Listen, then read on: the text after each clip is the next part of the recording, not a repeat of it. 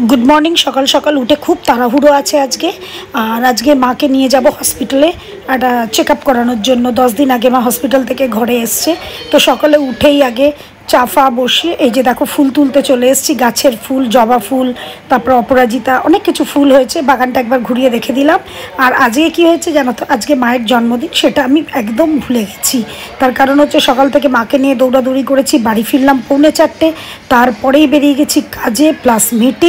meeting করে যখন 11টার সময় বাড়ি ফিরেছি তখন হাজব্যান্ডকে বললাম তো যেই বলা সেই কাজ ও তো সঙ্গে সঙ্গে একটা কেক মাঙিয়ে দিল বললো সবার জন্মদিন হয় মায়ের কেন হবে না তো যার জন্য সঙ্গে সঙ্গে আমরা কেক আনালাম এবং একদম এন্ড অফ দ্য ডে মায়ের জন্মদিনটা শুধু কেক কেটেই পালিত হলো তো যাই হোক তবু আমরা ভুলে যাইনি আমরা যে কেক কেটে আমরা নিজেদের ভেতরে জন্মদিনটা পালন করতে পারলাম এটাই ভালো লাগলো তো মায়েরও নিশ্চয়ই ভালো লেগেছে তো এটা মায়ের